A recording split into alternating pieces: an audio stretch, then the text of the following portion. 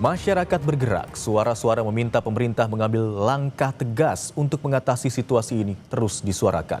Di media sosial, warga, diaspora, dan pegiat sosial menggaungkan 17 tuntutan plus 8 sebagai solusi atas permasalahan di Indonesia. Partai-partai politik, pimpinan-pimpinan partai politik, DPR juga termasuk. Dengar ya, kalian saat ini berhadapan dengan generasi yang berbeda. Kita bukan lagi generasi seperti kalian yang gampang dipecah belah, yang tidak punya ilmu pengetahuan, yang bisa termakan sama narasi-narasi emosional. Kita semua bisa melihat, bisa menimbang karena kita melek dengan informasi dan informasi sangat terbuka. Masyarakat bergerak. Di media sosial begitu banyak tuntutan disuarakan warga yang menuntut reformasi di tubuh pemerintah. Tak hanya demonstrasi yang sudah berlangsung beberapa hari terakhir, namun juga suara-suara protes yang digaungkan di media sosial. Pendiri Gerakan WhatsApp Indonesia Abigail Limuria bersama pegiat media sosial lainnya menyerukan 17 plus 8 tuntutan rakyat. 17 tuntutan rakyat diharapkan bisa diakomodasi dalam waktu sepekan dengan tenggat hingga 5 September 2025. Sementara 8 tuntutan lain merupakan tuntutan jangka panjang yang memiliki tenggat waktu 1 tahun. Hal yang sama juga digaungkan diaspora Indonesia, Salsa Erwina, yang menuntut wakil rakyat dan partai politik segera mengambil langkah tegas menghadapi situasi ini. Udah impossible, tidak ada cara untuk bisa membungkam masyarakat di saat media, di saat dunia sudah sangat digital seperti ini. Jadi udah, jauhkan segala drama, nggak usah jadi acting gitu ya, karena ini kalian bukan pemain sinetron, ya, kalian juga bukan selebritas, jadi nggak usah lagi acting, harus nangis, harus ini, harus itu, aksi. Kita minta aksi, kita nggak butuh permintaan maaf, kita nggak butuh air mata. Kalian harusnya tersinggung saat kalian nangis-nangis di depan rakyat, karena sudah bukan lagi tangisan, tapi darah sudah berceceran dari rakyat itu sendiri. Dan yang kita minta adalah kalian dengarkan suara kita. Dari akun Instagram pegiat media sosial lainnya, @afutami mengimbau masyarakat bersama-sama berjuang melawan musuh yang sama, yaitu pengusaha yang jahat dan korup. Jangan sampai perjuangan ini mengorbankan sesama rakyat. Kalian masih punya waktu ya, masih ada beberapa hari, jadi masih ditunggu. Apakah kalian berani memecat anggota-anggota kalian yang arogan? Minta maaf tidak cukup. Kalau minta maaf cukup, bisa nggak kita nggak usah bayar pajak terus minta maaf sama pemerintah?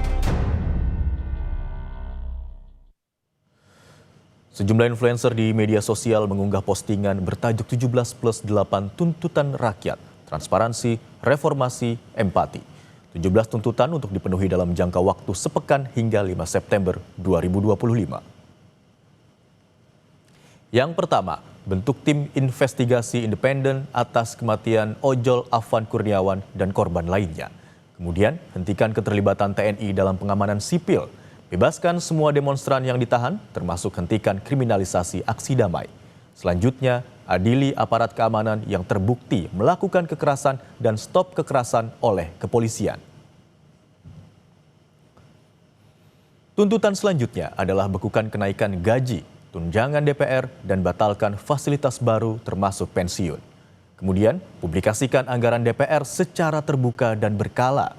Audit harta kekayaan anggota DPR melalui KPK, dorong Badan Kehormatan DPR memeriksa anggota yang menghina suara rakyat, dan partai harus memberi sanksi ke kader yang arogan.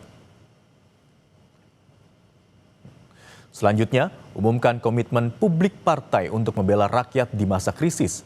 Mereka juga meminta anggota DPR bisa berdialog dengan mahasiswa dan masyarakat, menegakkan disiplin internal TNI, dan komitmen publik TNI untuk tidak memasuki ruang sipil selama krisis demokrasi.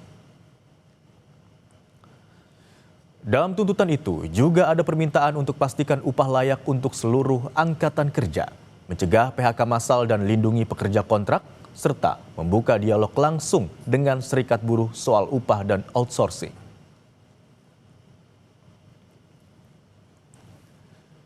Selain 17 tuntutan, ada juga 8 tuntutan jangka panjang yang harus dipenuhi dalam jangka waktu 1 tahun. Yang pertama adalah bersihkan dan reformasi DPR besar-besaran, reformasi partai politik dan kuatkan pengawasan eksekutif, susun rencana reformasi perpajakan yang lebih adil, serta sahkan dan tegakkan undang-undang perampasan aset koruptor. Selanjutnya adalah permintaan reformasi kepolisian agar profesional dan humanis. Kembalikan TNI ke barak tanpa pengecualian, kemudian perkuat Komnas HAM dan lembaga pengawasan independen, dan yang terakhir agar tinjau ulang kebijakan sektor ekonomi dan ketenaga kerjaan.